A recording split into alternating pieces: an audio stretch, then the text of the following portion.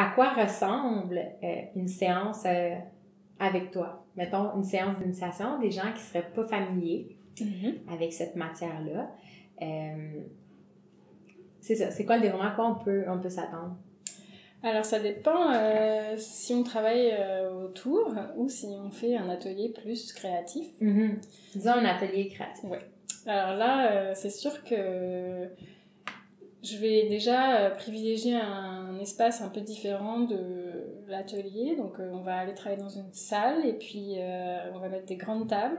Et puis, on va bouger dans l'espace au départ. Puis, on va bouger tranquillement, on va marcher et on va prendre un gros morceau de terre et puis on va le jeter au sol pour voir qu'est-ce que ça fait. Donc, on va travailler sur la pesanteur de la terre. On va travailler.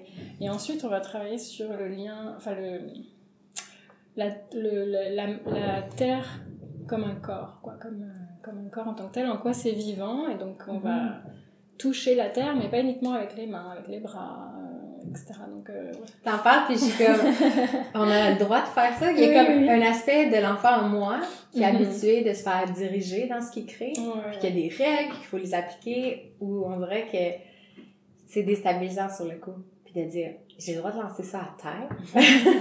Je sais pas, j'imagine que c'est une réaction qui doit être assez typique chez les gens. Ah ben, en fait, ils y prennent vite goût. Hein. Ça défoule beaucoup. En fait, c'est ça, c'est au début de travailler avec l'énergie, donc sortir l'énergie.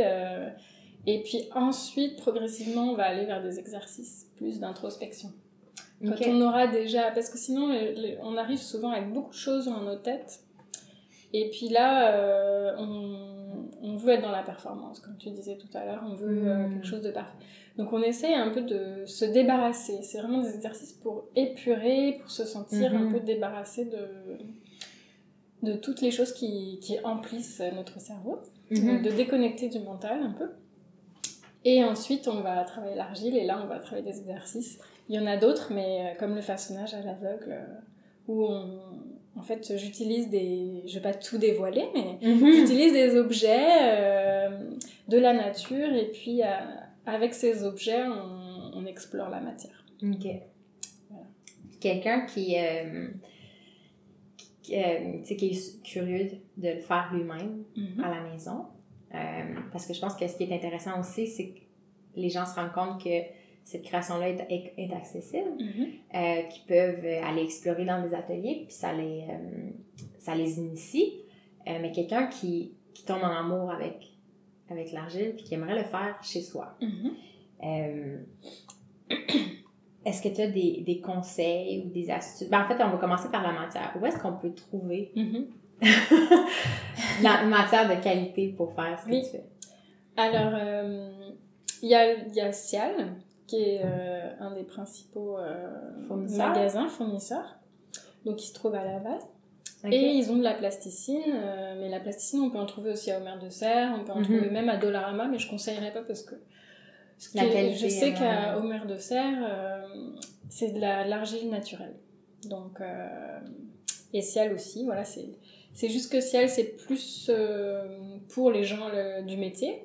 Donc, on l'achète en plus grosse quantité. Donc, mais on peut y aller. Mettons, moi, je pourrais y aller. N'importe qui peut y aller puis acheter sa terre. C'est juste qu'ils vendent en plus gros volume. Et puis, la plasticine, c'est de l'argile qui sèche à l'air libre. Donc, vous n'avez pas besoin de la cuire. C'est l'avantage. C'est qu'on peut... D'ailleurs, je l'utilise dans des centres communautaires aussi. On peut travailler l'argile puis ça va sécher tout seul. Et on n'aura pas besoin d'aller la cuire dans parce que nous on utilise des fours de céramique qui chauffent à plus de 1000 degrés, donc c'est pas accessible à tous. Ouais, c'est ça.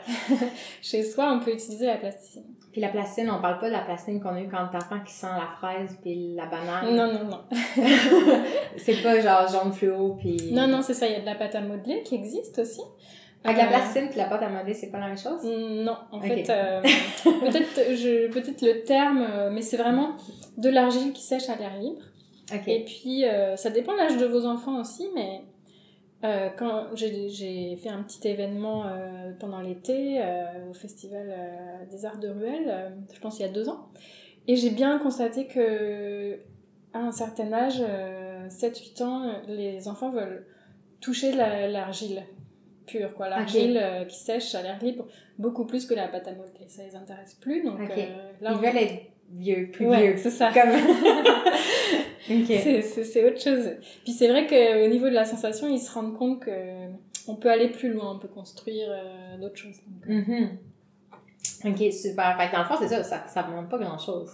Non. Ça demande la matière initiale, puis après, une personne peut utiliser toutes sortes d'objets, les mains, premièrement, c'est le premier outil. Et après toutes les possibilités. C'est sûr qu'il y a des outils qu'on utilise spécifiquement, comme des ébauchoirs, des choses comme ça.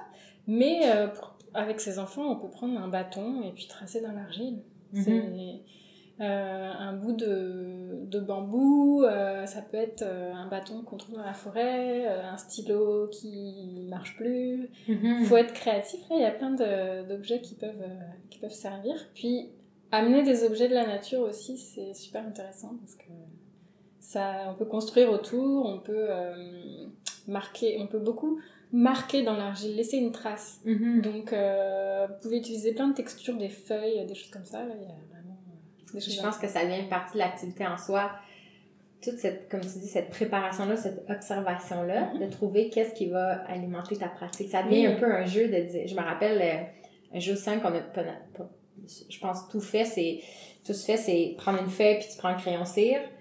Puis là, tu le mets sur une texture, puis là, tu passes ton crayon par-dessus le papier, puis là, c'est fascinant, c'est comme une chasse au trésor de texture. J'ai l'impression que l'argile permet aussi de faire ça, puis que si on valorise encore une fois le processus, et non pas juste le résultat, c'est là où on se met dans un aspect plus, un état d'esprit exploratif. Parce que ma prochaine question, c'était ça. Fait qu'il y a l'aspect matériel, l'environnement, qui va créer...